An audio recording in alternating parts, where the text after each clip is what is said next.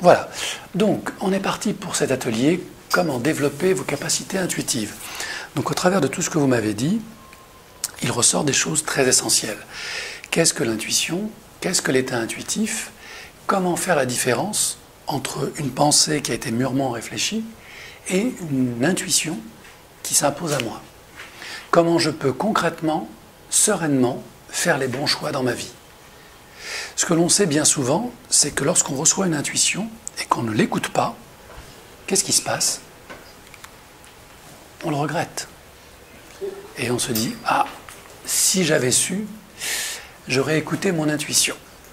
Donc c'est pour que vous n'ayez plus besoin de vous dire ça que j'ai créé cet atelier-là. C'est très ambitieux, mais c'est quand même le but. Donc ce matin, voilà le programme. Nous allons donc développer les modes mentaux, comment fonctionne notre cerveau, et nous allons peut-être découvrir que nous avons plus qu'un cerveau, peut-être plusieurs cerveaux au même endroit. Donc là, on va faire appel aux neurosciences. Elles vont nous aider à comprendre comment tout ça, ça se structure. Ensuite, je vous donnerai une définition de l'intuition, qui est une définition académique, qui nous vient de nos sages de l'Académie française. L'origine supposée de l'intuition, d'où vient l'intuition? Est-ce qu'elle a une origine? Est-ce qu'elle est mentale? Est-ce qu'elle est spirituelle? Est-ce qu'elle est métaphorique? Est-ce qu'elle est liée à d'autres choses? Est-ce qu'elle est liée à la télépathie, à l'inconscient? Enfin, on peut se poser beaucoup de questions autour de l'intuition. Ensuite, son impact dans nos vies. Qu'est-ce qui se passe quand j'écoute mon intuition, concrètement, dans ma vie, et qu'est-ce qui ne se passe pas quand je ne l'écoute pas? Pour les personnes qui ont cette faculté extraordinaire de différencier une pensée et une intuition, c'est pas du tout la même vie. Et on a tous autour de nous des gens très intuitifs, qui semblent réussir tout ce qu'ils entreprennent. Même si parfois leurs décisions nous semblent totalement irrationnelles. L'intuition dépasse les frontières de la rationalité mentale. Et c'est en cela qu'elle est merveilleuse, qu'elle est puissante.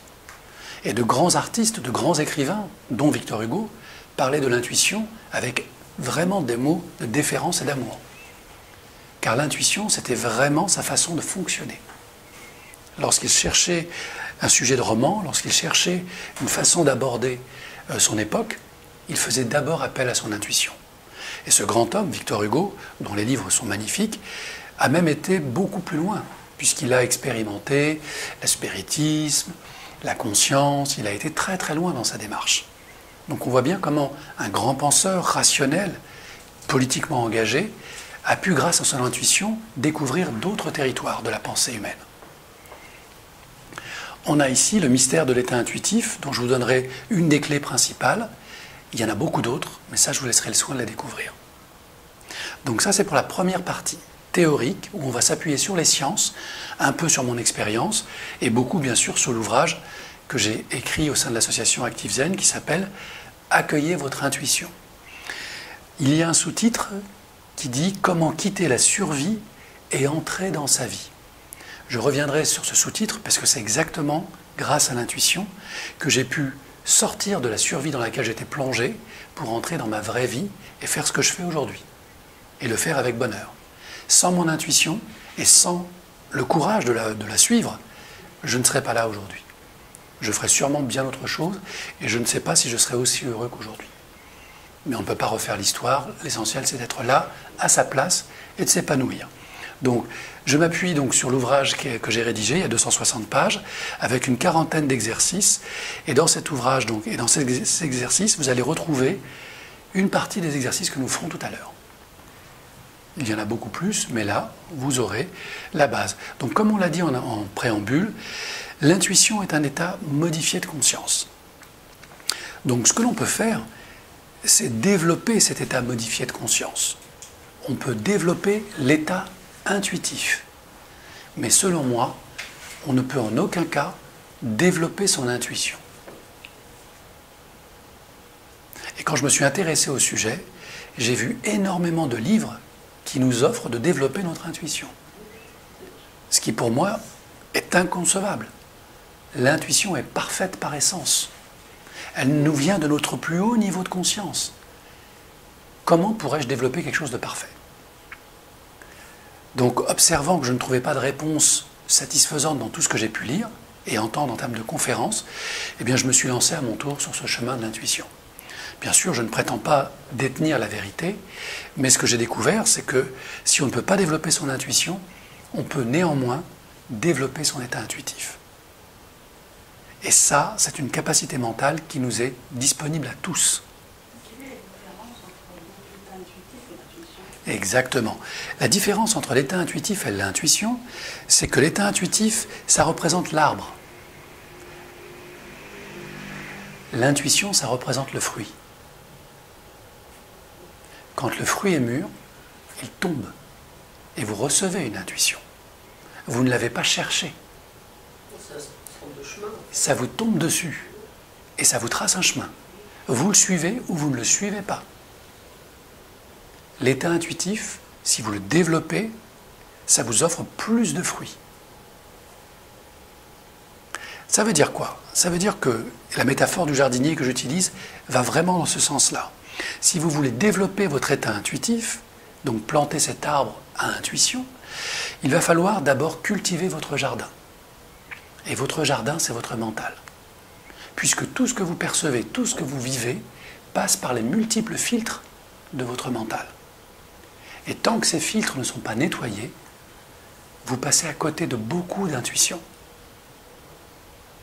Parce que votre mental passe son temps à produire ce qu'on appelle un bruit mental, permanent. Vos intuitions sont là, les fruits tombent, mais vous ne le percevez pas. Parce que ça rentre dans un chaos mental complexe. Eh bien, cultiver son jardin, c'est nettoyer son mental, calmer le mental. Parce que les intuitions sont toujours là. Et plus le mental est calme, si on reprend la métaphore du jardin et du jardinier, vous arrivez sur un terrain où il y a plein de ronces, plein de broussailles. Et vous allez devoir planter un arbre fruitier là-dedans. Donc la première étape, ça consiste à nettoyer le terrain, à couper ces ronces, à dégager ces broussailles. Ça, c'est votre mental. Ça fait des nœuds, c'est enchevêtré, ça remonte à des dizaines d'années. Et vous vous dites, mais jamais je pourrais planter un arbre là-dedans. Donc la première étape, c'est le nettoyage du terrain. Donc le nettoyage du terrain mental. Et les exercices que je vous propose, de méditation, d'auto-hypnose, ça peut être de la sophrologie, de la visualisation, on va tout prendre. Tout ce qui peut nous aider à nettoyer le terrain mental. Et c'est seulement après qu'on plante et qu'on ancre l'état intuitif. Et cet état intuitif, il est très intéressant parce qu'il génère de la sérénité. Et c'est seulement quand on est serein qu'on peut accueillir l'intuition. Parce qu'il n'y a plus de bébête mentale pour nous dire « Oh, c'est n'importe quoi ce truc-là. C'est pas possible. Tu illusionnes. Tu n'y arriveras jamais. » Vous avez fait le travail avant. Donc l'intuition, vous la recevez et vous savez que c'est une intuition. Et là, vous la mettez en pratique. Et c'est là que ça commence à changer. C'est là que le chemin se dessine. Ok? Donc vous allez devenir jardinier, jardinière de votre propre mental. Et on va commencer par le nettoyage. Donc pour nettoyer le mental, encore faut-il savoir ce que c'est que le mental et comment il fonctionne. Donc pour ça, je vais vous présenter donc un des éléments révolutionnaires des années 90 qui nous a permis de constater que nous avions non pas un seul mental, mais 4 territoires mentaux. Donc c'est inspiré des études de Jacques Fradin, de l'Institut de neurocognitivisme à Paris, qui nous dit que nous avons 4 territoires qui cohabitent dans notre tête. Donc 4 cerveaux. Et chacun de ces cerveaux a en gros une spécialité. Le premier cerveau, c'est celui qui s'occupe de ce qu'on appelle les territoires reptiliens. Donc qu'est-ce que c'est qu'un territoire reptilien? Vous le savez? La vie fondamentale, tout ce qui est survivre, manger, boire. Exactement. C'est l'animal. Peut-être qu'il y a l'animal ancien qui est resté en nous. Ah.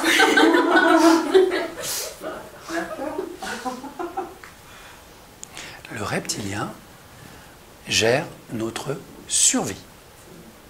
En clair, vous n'avez aucune prise consciente sur votre reptilien. Parce que s'il y a un danger, comme vous venez de réagir, votre corps doit pouvoir fuir instantanément, sans passer par est-ce qu'il y a vraiment un danger? Est-ce que ce chien est méchant? Est-ce que la voiture risque de m'écraser? Je vais réfléchir. Et... Si vous commencez comme ça, vous êtes mal barré. Donc le reptilien, c'est instantané. Derrière le crâne, jusqu'au coccyx, tout ça, c'est votre colonne vertébrale, donc votre moelle épinière, donc le centre nerveux de tout votre corps.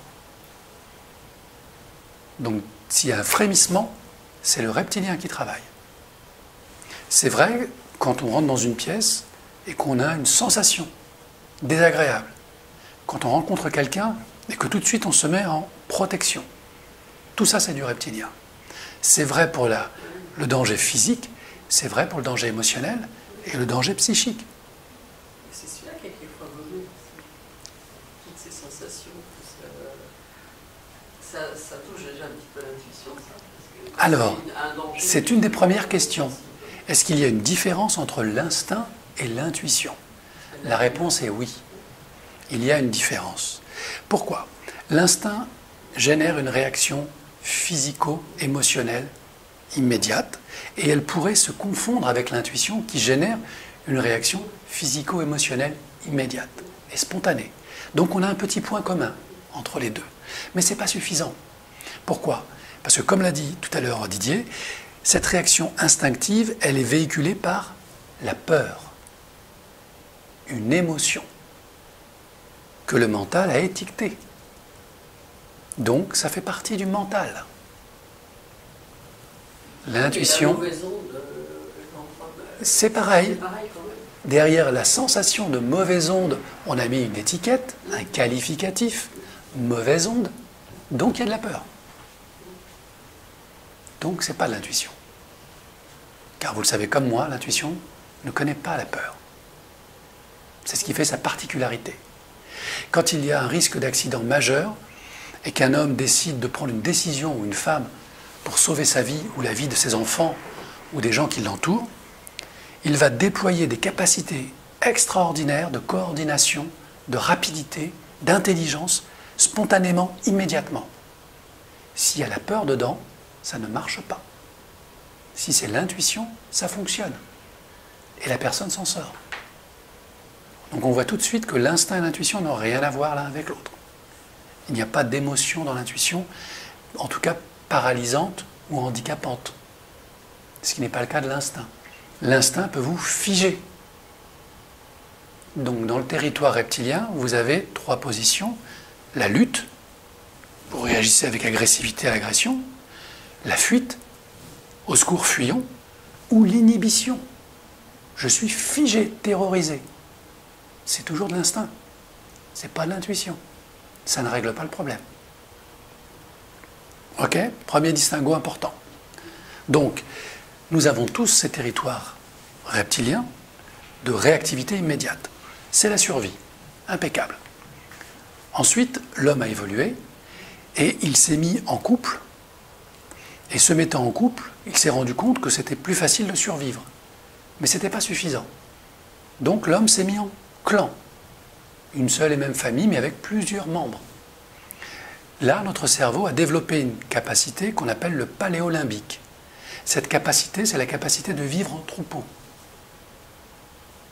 Avec un dominant, la femelle ou le mâle alpha, et des entités, des sujets, qui chacun a ses caractéristiques, ses talents, et qui va contribuer à la survie du groupe.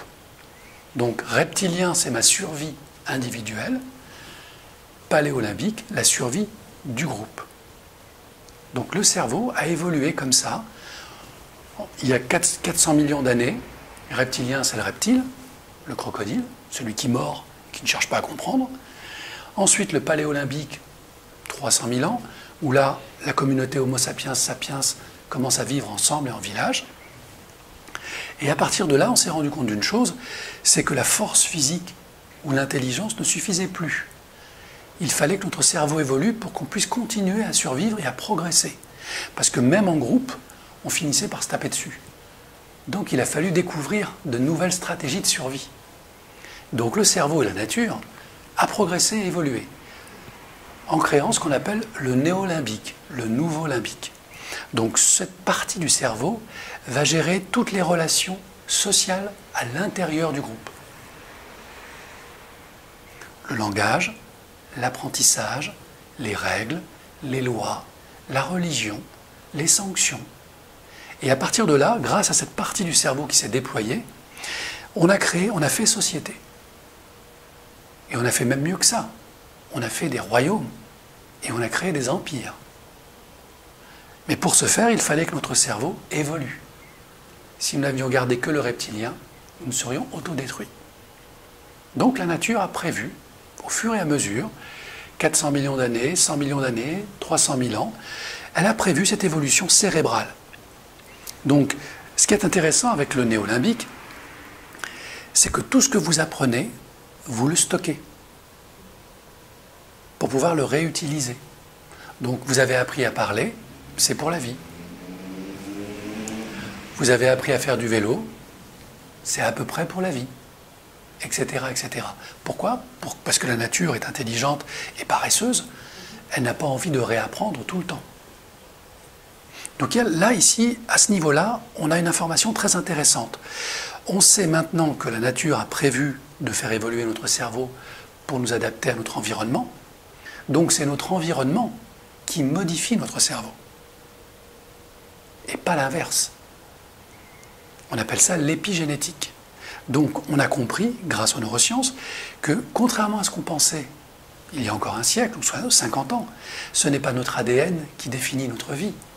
C'est notre vie qui redéfinit notre ADN en permanence.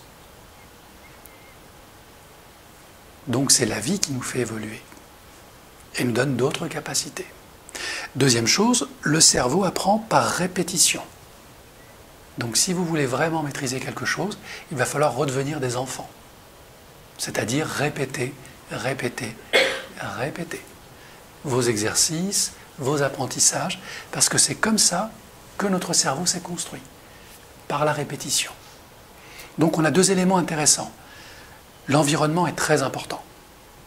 Si je veux m'épanouir, si je veux pouvoir continuer à progresser, il faut que je prenne en compte mon environnement.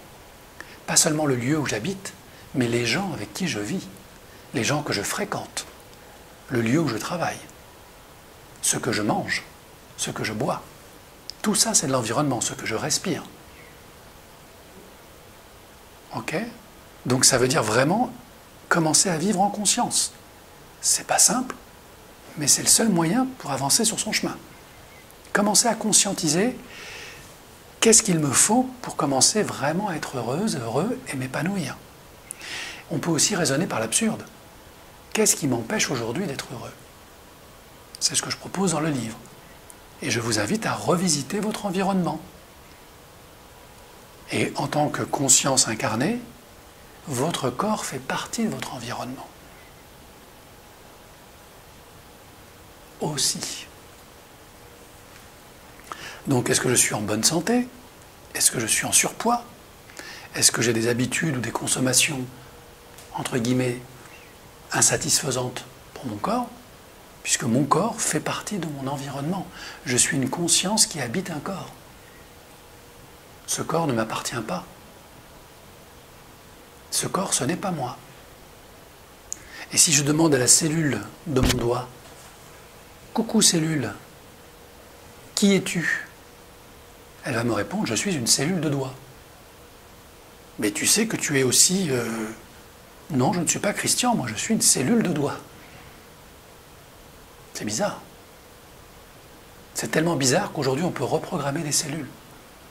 Leur faire tout autre chose. On a les cellules souches, on les reprogramme et elles deviennent une cellule de cœur, une cellule de peau, etc. C'est bien la preuve qu'il n'y a pas de détermination. Tout change tout le temps. Et tout est programmable. Et déprogrammable à volonté. Donc ce que nous dit le néolimbique, c'est que nous avons en nous une bibliothèque phénoménale d'informations.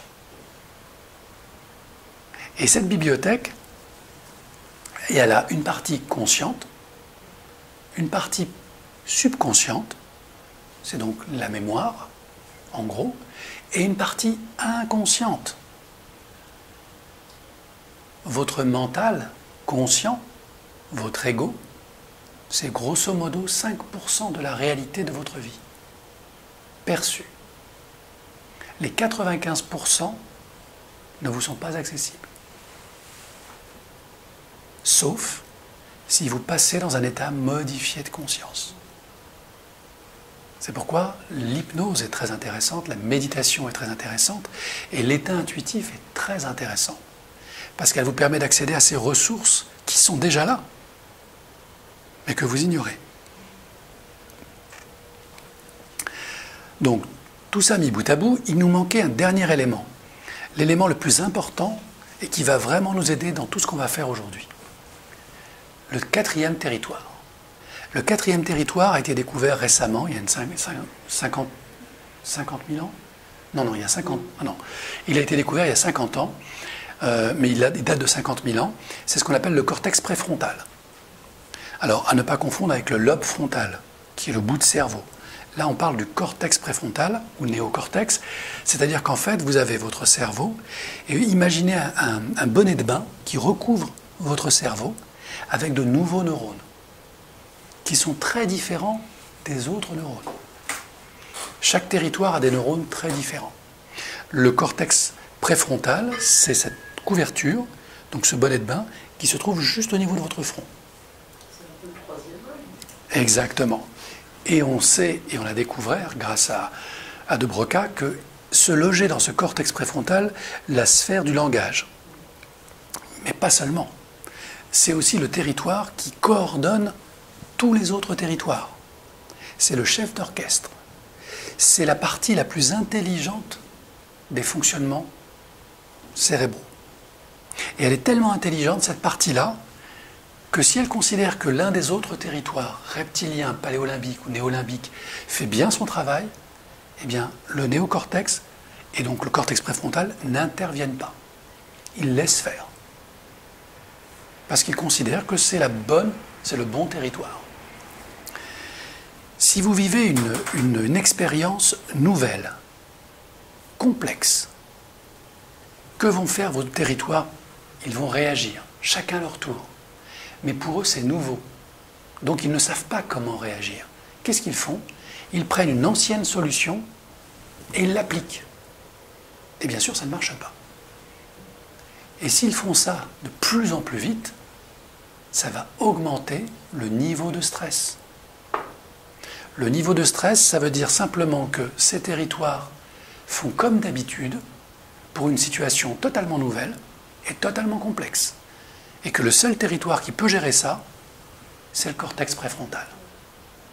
Or, le cortex préfrontal, comme je vous l'ai dit, n'intervient pas systématiquement. Il laisse faire. Pourquoi? Parce qu'il considère que c'est aussi un apprentissage.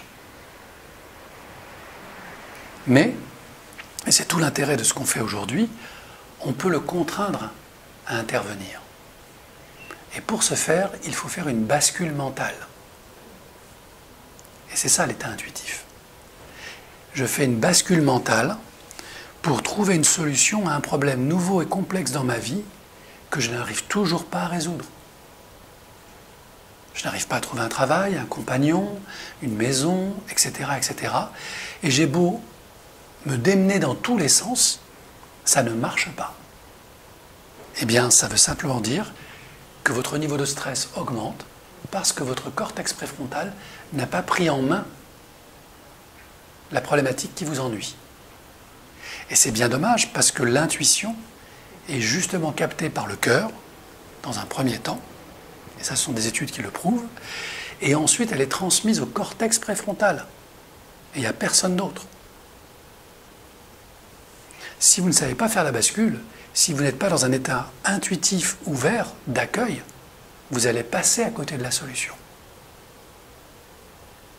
Et là, vous vous direz, « Ah, si j'avais su, j'aurais écouté mon intuition. » Donc c'est toute la difficulté de ce que l'on vit avec ce mental, c'est qu'il a différents filtres qui ne voient jamais la réalité totalement. Chaque partie du cerveau voit sa réalité. Le seul qui voit tout, c'est le cortex préfrontal, mais il ne dit rien, jusqu'à ce qu'on le sollicite. Et pour ça, il faut changer d'état mental. Il faut transiter vers un état intuitif ou un état alpha, état modifié de conscience. Et c'est seulement dans cet état que peut émerger l'intuition. Et dans certaines théories de 3 cerveaux, donc du coup en fait on regroupe le deuxième et le troisième. C'est ça. Ce qu'on appelle limbique.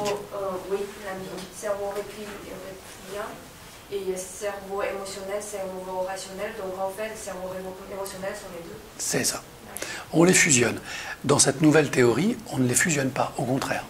Parce qu'on a bien compris que chaque territoire avait sa spécialisation. Et par contre, quand on parle de cerveau rationnel, ça fait un peu plus penser à mental. Cerveau rationnel, le troisième, ça fait penser comme si c'est vraiment ça réfléchit, je sais pas. C'est ça. Le cerveau rationnel ou analytique, c'est ce qu'on appelle donc la sphère cognitive du cerveau qui va analyser, évaluer, décider, rêver, etc. Donc c'est la partie opérative. En fait, on parle souvent du cerveau droit et cerveau gauche. Alors, ça c'est encore autre chose. Ça s'appelle les hémisphères cérébraux. Et malheureusement, il y a eu beaucoup de bêtises dites sur ce sujet-là. Puisqu'en fait, si le cerveau a des territoires spécialisés, les hémisphères, eux, ne sont pas spécialisés. Le cerveau droit et le cerveau gauche sont capables de faire l'un et l'autre la tâche de l'autre. Et heureusement. Parce qu'on a eu beaucoup de cas de gens qui avaient une perturbation d'un côté ou de l'autre. Ce n'est pas pour autant qu'ils n'arrivent pas à fonctionner. Ils arrivent tout à fait à fonctionner. La difficulté, c'est que, effectivement, quand on est dans une phase plutôt créative, on a plutôt l'hémisphère droit qui s'agite. Bon, quand on est dans une phase plutôt rationnelle et de réflexion, c'est plutôt l'hémisphère gauche. Mais ce n'est pas pour autant que ce sont des hémisphères spécialisés. Il y a une préférence de réactivité, mais chacun peut faire le travail de l'autre. Et heureusement, la nature a tout prévu. Et elle nous a tout mis en double. Pour le cas où, revenant de la chasse, nous ayons perdu un bras, une jambe ou un bout de tête. Ce qui veut dire que l'autre partie peut suppléer et garantir la survie. Donc, ces différents filtres, en fait, ne voient jamais le réel. Chacun voit sa propre réalité. Ce qui est intéressant, c'est que chaque patte, chaque territoire va obtenir ce qu'on appelle des stimuli, des ressentis. Ces ressentis sont par essence neutres. Pour qu'ils deviennent des émotions, il faut que le mental colle une étiquette sur ce ressenti. Donc il faut qu'il aille chercher dans sa bibliothèque émotionnelle à quoi correspond ce ressenti. Vous êtes 20 personnes, 30 personnes, et vous allez vivre une situation. Sur les 30 personnes, vous allez avoir des réactions totalement différentes. Certaines vont avoir peur, d'autres vont rigoler. C'est pourtant le même stimuli. Mais ce n'est pas la même étiquette qui a été mise par le mental. Ok ? Donc, la stimulation externe n'a aucune valeur intrinsèque, jusqu'à ce que votre mental pose une étiquette dessus. Quand on dit le mental pose une étiquette, c'est quel mental? L'un ou l'autre, D'accord. on ne sait pas. Si c'est une réaction émotionnelle et instinctive, on aura plutôt tendance à dire limbique. Si c'est lié au paléolimbique, ça sera lié à la loyauté familiale. Si c'est plutôt le néolimbique, ça sera lié aux règles, à la justice, à la loi, à la religion. C'est comme ça qu'on voit à peu près comment la personne réagit. Et quel est le territoire qui réagit chez elle. Sachant qu'on peut avoir plusieurs réactions en même temps. Et normalement, ce sont les 3 premiers, pas le 4e. Le 4e, il est toujours il est comme le philosophe, il est en retrait. Mais il agit. Par exemple, on l'entend quand il nous dit « Oui, tu dis ça, mais c'est pas toujours comme ça. » Ça, c'est le préfrontal. Parce qu'il est en train de relativiser la situation. Si par contre on entend « Ouais, c'est toujours comme ça que ça se passe. » Hop, on est dans le néolimbique. C'est un, comment dirais-je, c'est une croyance. Et on l'entend. Donc c'est comme ça qu'on détermine quel est le territoire qui est en train de nous répondre. Ce n'est pas la personne qui nous répond. La personne est beaucoup plus complexe que ça. Mais quand elle nous répond à partir d'un de ses territoires. Donc, si on veut communiquer avec la personne, il faut d'abord identifier de quel territoire elle nous parle.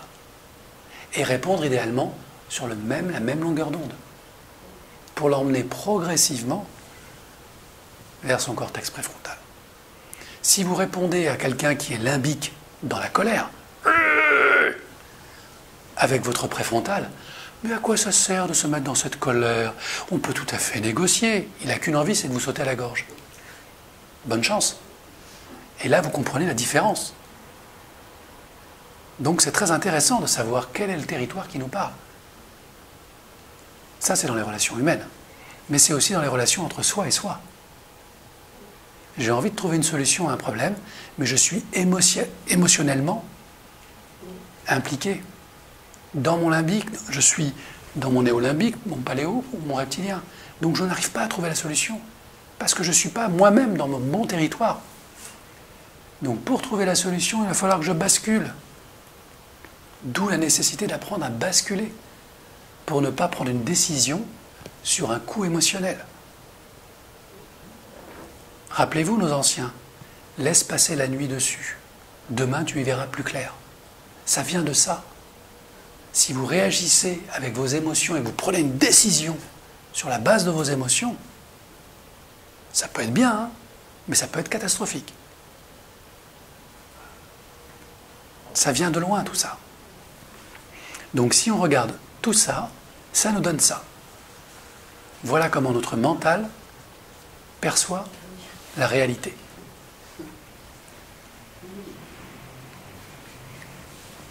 Compliqué, hein? Deux personnages qui regardent a priori le même objet, et chacun a sa perception. Donc chacun a sa réalité. C'est donc une illusion. Le mental produit des illusions. Et quand il ne comprend pas, il invente. Quand il y a des trous, il les comble avec ses propres croyances. Donc vous comprenez bien que, juste avec ce dessin, vous avez l'explication de tous les conflits, dans la famille, dans le couple et dans le monde. Chacun est sûr d'avoir la vérité, pour quelque chose qui ne peut pas exister, qui est une représentation. Donc le mental fonctionne par représentation et projection. Je crois qu'il y a 3 morceaux de bois, je projette cette croyance, et c'est ce que je vois. Donc nos croyances nous aveuglent aussi. Si on va plus loin, et là on va voir toute l'intelligence et la plasticité du mental, on peut s'amuser avec ça. Que lisez-vous?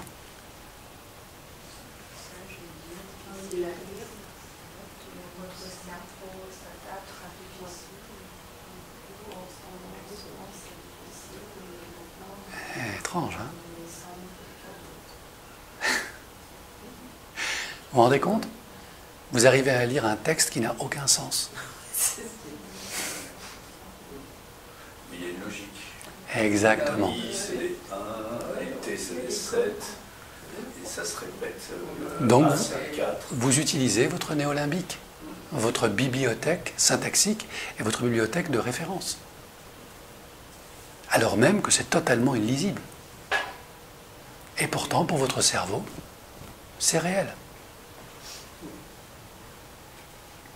Vous voyez la puissance d'illusion du cerveau? Ça vous fait voir des choses qui n'existent pas. Comme un texte totalement rationnel et logique, écrit de manière totalement irrationnelle et illogique. Mais pour votre cerveau, c'est logique. C'est encore une illusion. Mais cette illusion, c'est le bain de réalité dans lequel on vit. Et c'est pas moi qui le dis, il faut remonter à Bouddha, et même avant, qui nous a expliqué que toute notre perception de la vie était pure illusion. Donc où est le réel? Où est la vérité? Excusez-moi, mais c'est peut-être pas si logique que ça, parce que, en fait, c'est très codé. Les I, les 1 sont des I qui sont repris partout. Je parle au niveau. Non, Oui. On regarde à quoi ça ressemble. C'est ça. Disons que c'est très indigeste, c'est difficile à lire. C'est difficile à Je lire. ne sais pas si Alors si c'est logique, ça veut dire que vous utilisez votre cortex préfrontal et que vous décodez une logique, un code. Vous avez utilisé votre néolimbique, c'est-à-dire par association, et deuxième niveau de perception, cortex préfrontal, il y a peut-être une logique derrière ça. Vous avez donc utilisé votre curiosité. Ça, c'est du cortex préfrontal. Vous avez cherché un sens caché. Donc vous venez d'utiliser vos deux territoires. C'est amusant parce que quand on regarde tout d'un bloc, c'est comme ça que ça apparaît. Je sais pas, en essayant. Exactement. Oui, parce qu'il a fait un choix aussi de choisir des similitudes graphiques, que le S et le 5, le A et le 4. Absolument. Donc du coup, le code est presque intuitif. Maintenant, vous êtes en préfrontal. Donc, on passe par le reptilien. Qu'est-ce que c'est que ce texte? Ça ne veut rien dire. Le paléo. Bon, les autres font un effort, je vais essayer de faire un effort aussi. Le néolimbique. Ah, ben finalement, j'arrive à lire. Et enfin, le cortex préfrontal. Ah oui, mais il y a un code. Ça n'a pas été fait au hasard, tout ça. Eh oui, je reconnais les... Vous venez d'utiliser vos quatre territoires. OK? Vous avez donc modifié vos états de conscience progressivement. Vous avez quitté l'émotion. Oh non, c'est trop compliqué, moi je ne lis pas ce truc-là. Vous l'avez lu, vous êtes resté et vous êtes passé d'un état modifié de conscience à un autre. C'est comme ça que ça marche. Et vous voyez, en très peu de temps, il y a des personnes qui ne se seraient même pas fatiguées à essayer de déchiffrer. Et tout le monde n'y arrive pas. Mais ça vous illustre le fait que nous passons tous par ces 4 processus pour peu qu'on prenne le temps et qu'on ait la motivation à le faire. Voilà une façon simple d'illustrer le fonctionnement du cerveau. Donc, si nous revenions à l'intuition maintenant, puisque c'est quand même ça le thème central, la définition d'Alain Ray dans son dictionnaire historique nous dit « C'est une connaissance directe, immédiate, spontanée, jaillissante, qui ne passe jamais par un raisonnement logique, résultat d'un long travail inconscient. » Donc en clair, l'intuition est le contraire de tout ce que vous venez de faire juste avant.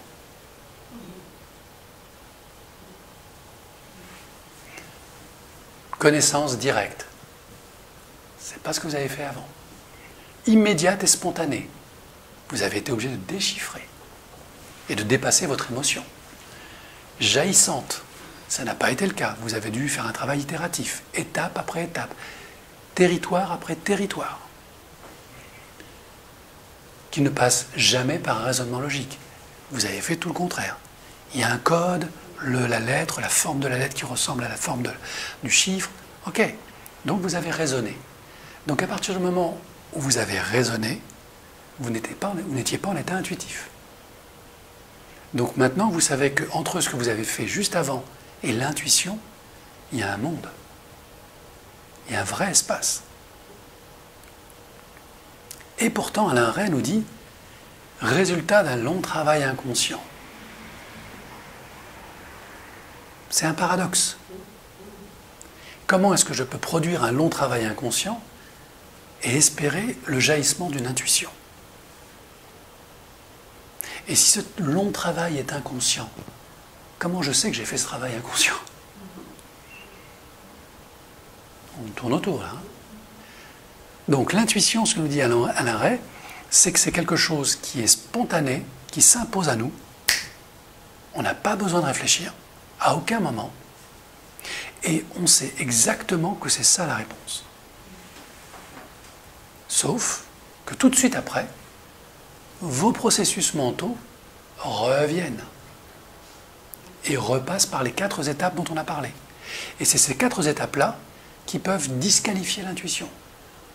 En disant, ben non, ça ne vient pas de moi, je me fais des films, je me fais des idées, je vais chercher une autre solution.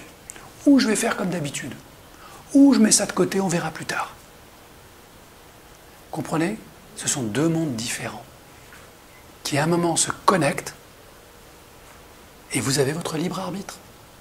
Vous pouvez suivre votre intuition ou utiliser vos 4 cerveaux.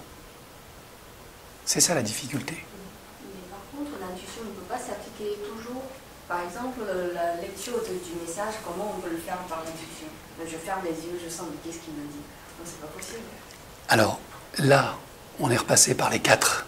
L'émotionnel, le paléo, le néo et le cortex préfrontal, qui conclut, c'est pas possible. Mais comment? Hop, c'est pas possible. Ouais. Et pourtant, l'intuition existe. Donc, si je suis, imaginons, quelqu'un qui est fasciné par les civilisations anciennes. Champollion.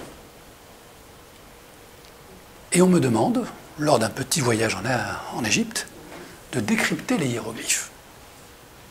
Si je ne fais pas appel à mon intuition, je n'ai aucune chance d'y arriver. Parce que dans ma base documentaire, dans ma bibliothèque, ça n'existe pas. Et je ne vous parle même pas des écrits sumériens, des lettres cunéiformes, etc., etc. Si je m'applique simplement à raisonner comme on l'a fait tout à l'heure, tu as raison, ça n'est pas possible. Sauf pour l'intuition, qui dit, tiens, ça ressemble peut-être à quelque chose que j'ai peut-être vu dans une autre langue. Et si je faisais un rapprochement, ça c'est l'intuitif. Si on n'avait pas cet intuitif, on n'aurait jamais décrypté le sanskrit, on n'aurait jamais décrypté l'écriture cunéiforme des Sumériens il y a plus de 6500 ans, et encore moins les hiéroglyphes. Donc, ça n'est pas possible, c'est du mental, qui contient nos peurs, nos croyances et nos limitations. C'est possible, c'est l'intuition. Car pour l'intuition, tout est possible. Donc, vous êtes en train de dire que l'intuition, ça peut s'appliquer dans tous les domaines. Tous les domaines, sans exception. Et c'est un peu, mais ce que vous avez dit, ça me fait penser un peu plus comme la créativité. Absolument. L'association entre les deux. On est exactement, on est là-dedans. Et la créativité, c'est exactement ce que veut nous dire Alain Ray. C'est le fruit d'un long travail inconscient. On est d'accord? Pour créer quelque chose, il faut qu'inconsciemment, il y ait plein de choses qui se connectent et qui, a priori, n'ont rien à voir les unes avec les autres. Donc votre intuition, elle vous aide, en s'appuyant sur vos ressources, à fabriquer le puzzle de la réponse. Là où votre mental ne voit qu'un bout de la réponse, qu'une pièce du puzzle. L'intuition vous dit, « Hey, il y a une pièce qui n'a rien à voir là-bas. Et si tu la mettais avec celle-là ?» Et c'est là, quand toutes les pièces sont rassemblées, que ça jaillit. C'est effectivement ça. L'intuition est un acte de création, pur. Le mental peut créer, mais il crée par répétition. Donc il améliore des systèmes. L'intuition n'améliore rien. L'intuition vous fait rentrer dans un autre champ d'expérience. Et dans le livre, je parle par exemple du téléphone portable. Dans les années 90, il y avait des petites touches sur nos téléphones portables et les fabricants s'amusaient à réduire la taille des touches pour que ce soit toujours plus petit. Jusqu'au jour où un illuminé se pointe avec une plaque de verre et nous dit maintenant le téléphone c'est ça. Et je vais l'appeler iPhone. Vous imaginez le choc? C'est pas venu de nulle part. Il y avait déjà des écrans tactiles. Il y avait déjà des logiciels qui permettaient d'eux. Mais assembler tous ces éléments-là pour créer un appareil totalement révolutionnaire qui depuis est devenu la norme, ça c'est de l'intuition. Donc l'intuition qui sert dans un domaine de solution, résolution des problèmes, ça peut se transformer comme en créativité. Mais par exemple, si je dis que cette personne, je le sens ou je ne le sens pas, même si c'est la première fois que je le vois, c'est aussi de l'intuition. Mais ça, c'est pas. On ne sait pas. Ça peut être de l'instinct. C'est pourquoi on va aller plus loin pour bien différencier l'instinct et l'intuition. Et c'est difficile, hein, je suis d'accord avec vous, c'est très difficile, parce que l'instinct, c'est de l'inconscient. Il y a des choses qui se passent physiquement. Et on a une étiquette qui dit « ou attention » ou alors « génial ». C'est toujours inconscient. Donc l'intuition, ça veut dire quoi? Ça veut dire qu'il y a une information qui est cachée. Cachée dans notre inconscient, qui d'un seul coup jaillit. Et ce jaillissement nous donne une information complète, parfaite, adaptée à la perfection à la situation, à une seule condition, que l'on applique la solution qui nous est proposée. Parce que la grande difficulté de l'intuition, c'est que tant qu'on ne l'a pas mise en œuvre, on ne sait pas si c'est vraiment l'intuition et si c'était vraiment ça qu'il fallait mettre en œuvre. Et comme il y a cette petite part de doute qui sera toujours là, eh bien, on prend ou on ne prend pas l'intuition. Comprenez la difficulté? Il y a le risque, du coup, il y a un risque. Exactement. Cette petite part de risque. Et cette part de risque, on va la diminuer avec l'état intuitif.